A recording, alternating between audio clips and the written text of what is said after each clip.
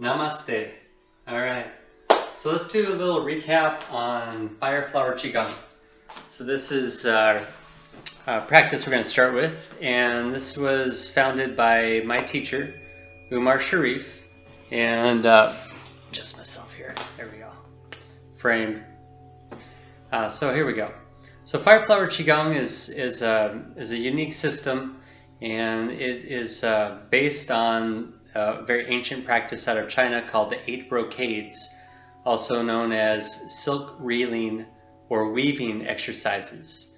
And in the system, a brocade was a fine piece of ornamental cloth, had finely woven threads and ornamental, but it was very strong. So the idea is to make the body supple like a piece of cloth. It can be folded, it can be twisted and all that stuff, but then when you pull on it, it's really strong.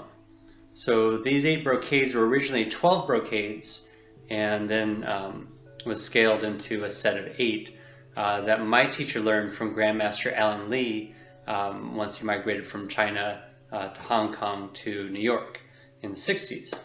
And so my teacher trained with him and studied the 8 brocades. And when you look at the 8 brocades, if you look it up online, there's all kinds of variations of it. Some of the movements are very simple. Some are very, like this one, very dynamic, like this particular set. And so what happened was, from what my teacher studied, when he moved to Phoenix in 1980, he began to cultivate a practice system around the 8 brocades. So what I'm sharing now is actually the 5th iteration or adaptation from the original set. And so some of the exercises have stayed the same, some have been modified slightly, and a few of them have been replaced by either exercises that my teacher created or adapted from other Qigong movements. And the idea being that going through these 8 movements, you're getting complete energy balance. It's helping to work out emotional content, psychological, mind kind of stuff, peace of mind and whatnot. At the same time, it's taking you through full range of body movement. And so by the time you complete the set, you get a full tune-up. So all your internal organs, you get massaged, all your inner systems get activated, all your energy centers get activated, your energy channels get activated. And so we're looking at not only a full physical body tune-up, but also an energy body, mental and emotional body tune-up. And so this is one of my favorite practices. It's one of the most dynamic forms of Qigong that I've experienced. And this is one of my go-tos. I've been practicing this for quite a while now. So I don't know, like 25 years or something. So again, back to my teacher, Umar Sharif, Grandmaster Sharif. He, through his practice, the way that we practice the 8 brocades, or what we call now, authenticated or certified form of Qigong now, that was presented at the World Qigong Conference some years ago.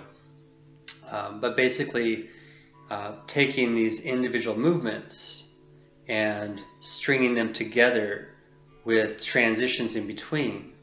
And then also the breathing patterns were also created by my teacher, or at least the way that they're put together. So in the basic set of Fire Flower Qi Gong, there's 4 practice methods. The first level is stretching, and that's where we would hold postures longer. We'd be breathing at our own pace, breathing into the stretches, and the focus is on the choreography or the body movement, the postures.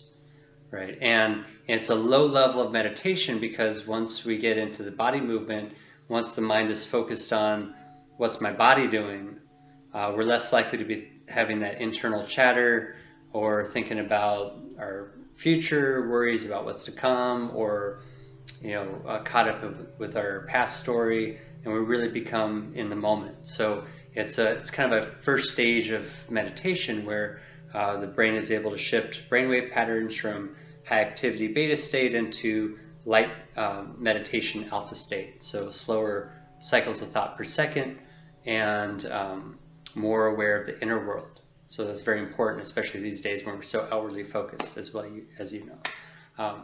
And then when the second level we'll come back to, that's basically deep meditation called asanas, or like the yoga term, postures. So we would actually hold each individual position through the exercise and hold and meditate in each individual position that would, throughout one exercise.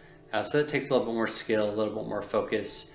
And so we'll be practicing level 1 stretching, and then we'll move into level 3 cleansing breath. And that's where we begin to coordinate breath with the body movement. And so each exercise would have a prescribed number of breaths. And so in the beginning, you might take helper breaths. That's okay. I used to have to take them, no big deal.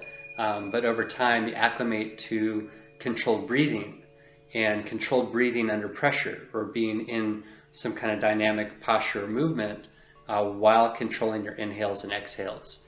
And we'll talk another time about the benefits of that, but they're profound. So this really helps, especially with your body's efficiency of use of oxygen and the ability to actually withstand higher levels of carbon dioxide before you have to release it. So besides maximizing the respiratory system, maximizing diaphragmatic movement, and that all affects everything. So breath is the key. Breath is the key. So in level 3 cleansing breath, we begin to coordinate all of our movements with breathing, and this also helps to influence the movement of qi. So this really potentiates a lot of energy.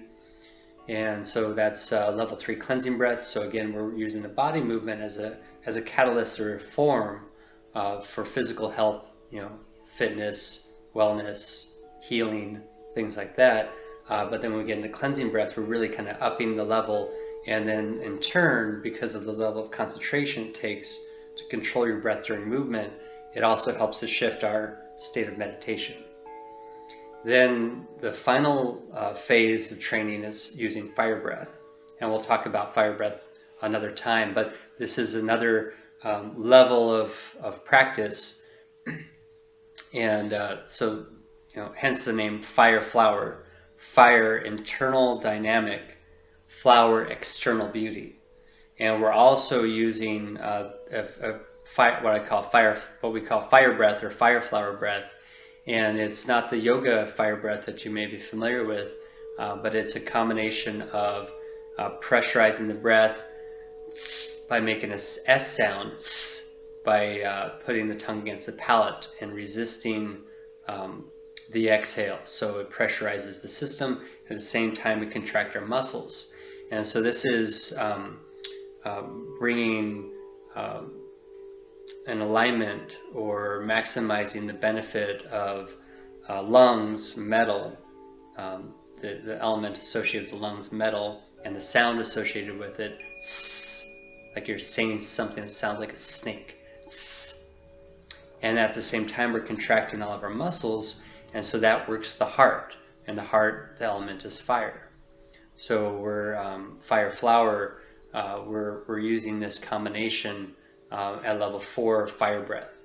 And so it would actually follow the same breathing pattern as cleansing breath, but it would utilize at certain breaths, not every single one, but certain ones, it would include a fire breath release rather than a cleansing breath release.